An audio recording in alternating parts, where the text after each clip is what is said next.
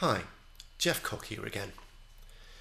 Before you begin, you'll probably want all the resources for this lesson, so please follow the link in the description on the YouTube page.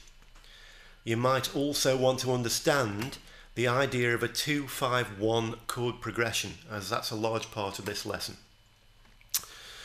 The idea of this lesson is not just to learn how to play a memorable melody. It's also to give you some ideas on how you can improvise around that melody without losing its essence. So let's take it from here. First of all, let me make it plain that I'm not a jazz guitarist. My background is in rock and blues, and I would never pretend to be an expert in such a specialised field as jazz. That said, there's no reason why as guitarists we can't all learn something from the discipline and theory of jazz. It's worth bearing in mind that all the truly great, technically advanced guitarists have taken inspiration either from classical or jazz, or in some cases both. So it's always good to keep an open mind. So why would you want to learn about jazz guitar? For my students already studying the AMEB Contemporary Music syllabus, this lesson will already be important, but for the rest of you, it might not be so obvious. Okay, so you've heard my simple version of the jazz standard Autumn Leaves at the beginning of this video. But before you say, I don't want to learn to play jazz, here's a different perspective. I'm going to play over exactly the same backing track, the one we use for the jazz piece, but I'm going to play it in a slightly different way. Take a look at this.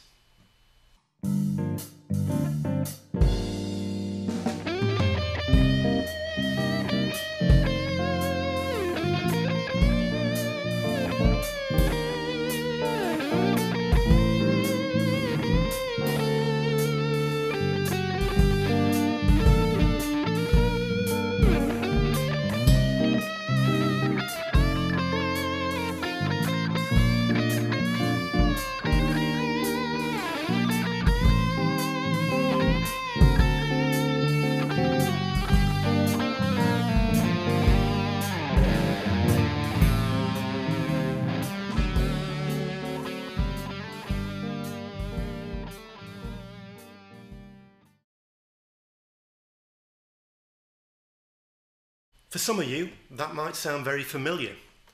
That's because it's the basic guitar melody of Still Got the Blues by Gary Moore. The rhythm and the key of the piece is different, but the chord structure is essentially the same thing.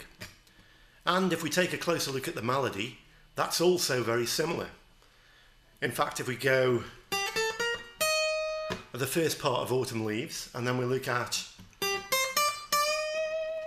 the first part of Still Got the Blues, they're essentially the same thing, built on the same scale and ending on the same note.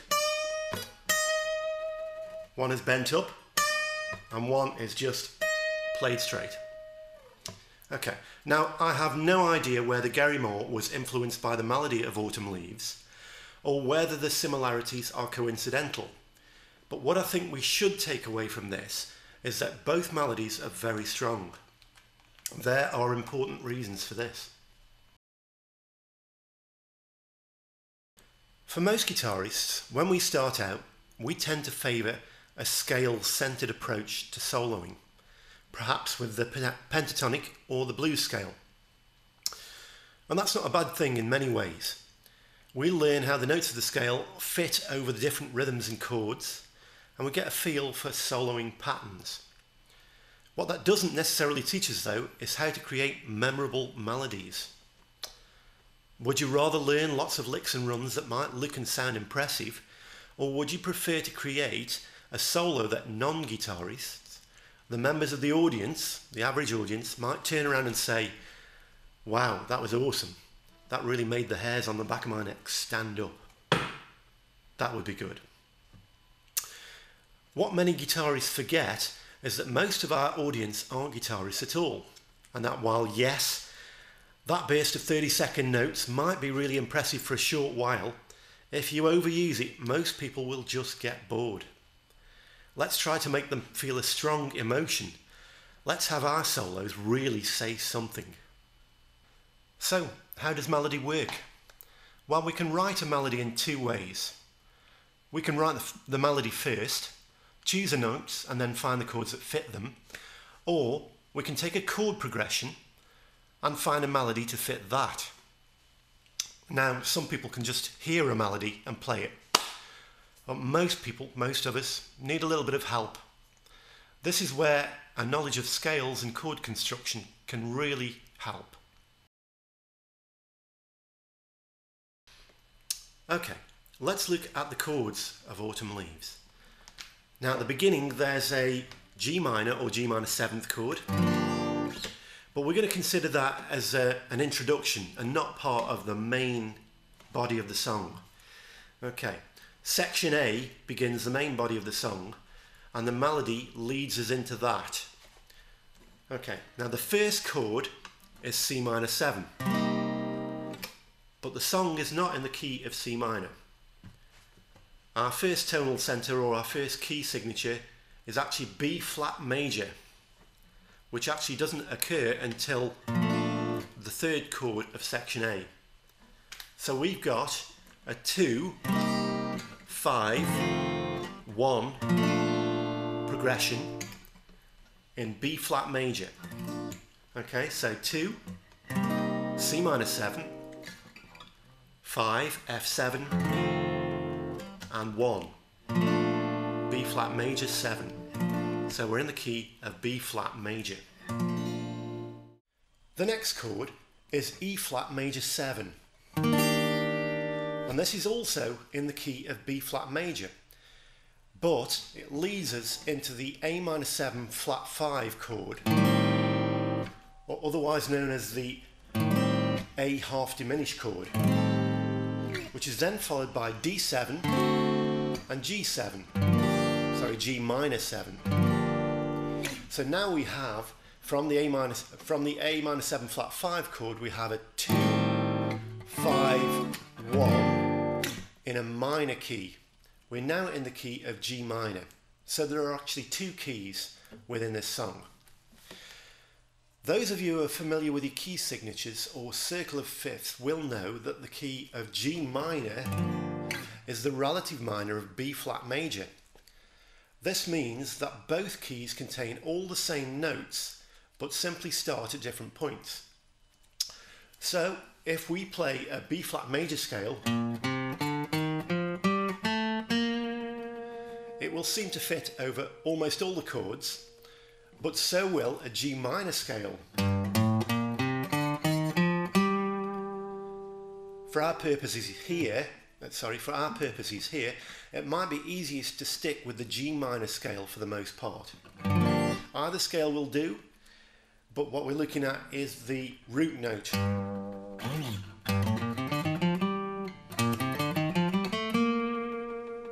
Okay, so B flat for the B flat major and G for the G minor scale, of course, all with the same notes. Now, I did say that these scales would fit almost all the chords, almost, but D7 doesn't strictly fit into either of these key centres. In theory, it ought to be a D minor or a D minor 7, so it should be, or D7 introduces an F sharp into the mix, okay, which means that instead of playing G natural minor, which is what we were playing before, we're now going to play a G harmonic minor. We've actually put the F sharp in there. In other words, we've got a raised seventh, a major seventh if you prefer. Okay, and this explains why F sharp appears in the melody at bar 6 of section A.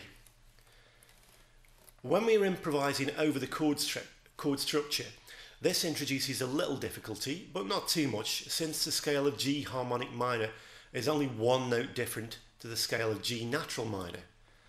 So we only have to change one note, and one note only, when we're playing over the D7. Alternatively, there's always the option to just skip over the F note and not play it at all over that chord. Either way will work. So now that we have our scales, we can begin to apply them to the melody and chords. I'm not going to examine every note in this lesson. After all, once you've learnt the basic melody, the aim is then to improvise around it.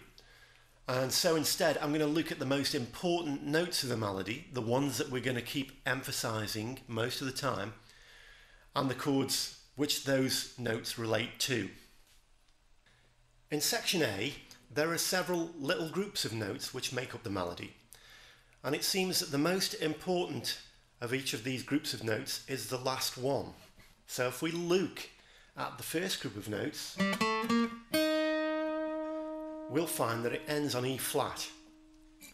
Now this note sits over the C minor 7 chord, and we can hear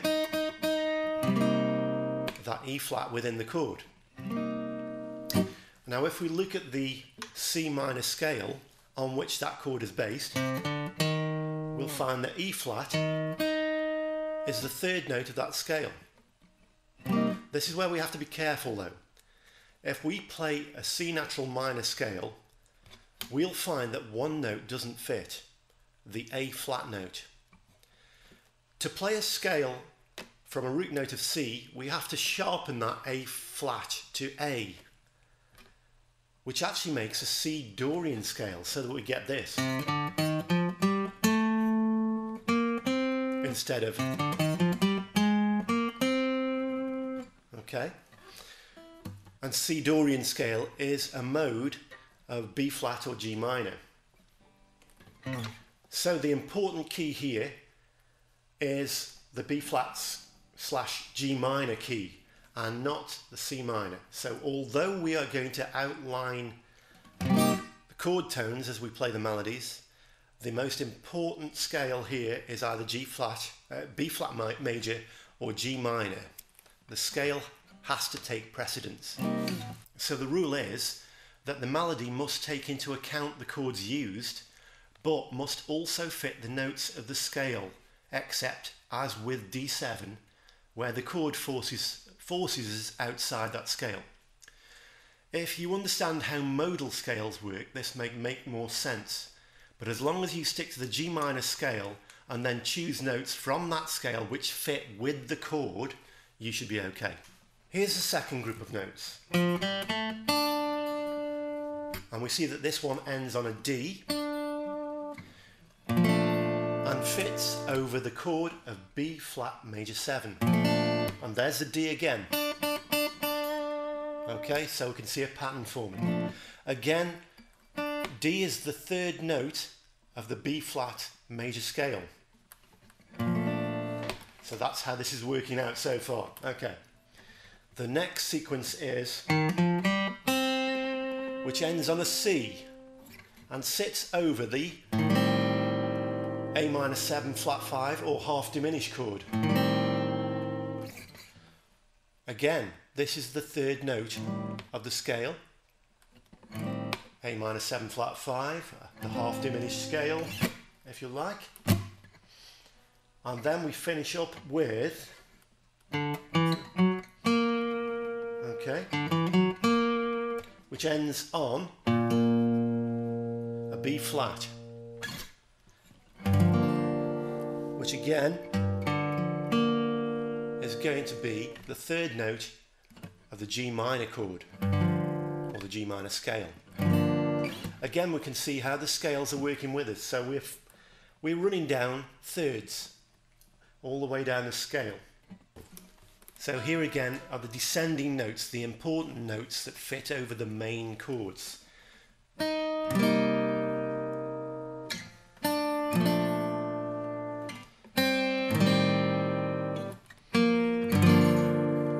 Okay, so again, you can see that each one of those is the third of the chord. The only point in section A where this changes is right at the end of section A, where we actually play a G to fit over the G minor 7th chord. So we've actually gone for the root note of the scale. As I said before, the D7 chord adds a little bit of a curveball into the equation, because the notes of the melody at this point start off almost as if it's a D major scale.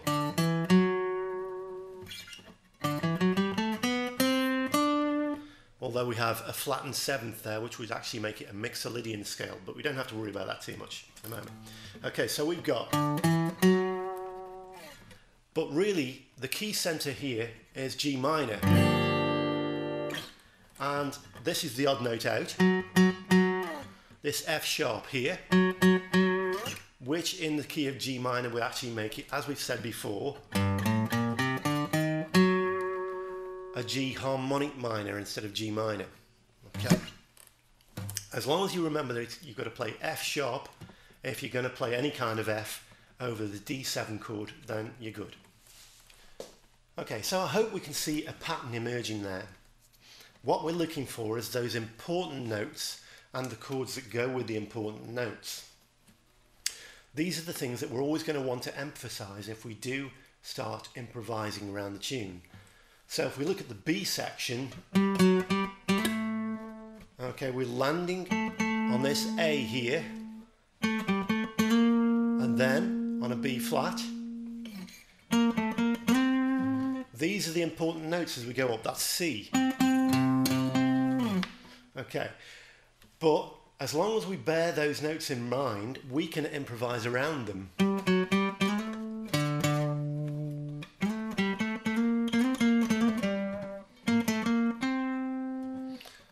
And so forth. You can play around, as long as you keep to the scale, okay, stick to the G minor scale, and use the notes within that, except where we play over D7, of course. And then you figure out where you're going. It takes a lot of practice, this kind of thing, but it's worth it. You know? Also try and figure out what degree of the scale the important notes are. Some will be root notes, some will be thirds, some will be fifths, and I think in one case there's a sixth. Okay, so keep that in mind, because it helps you to work out what the relationship of the note is to the chord that you're playing at the time, and also to the scale that you're playing. It's not always the same thing. Okay. Anyway, I hope this has been helpful, and I hope to see you again next time.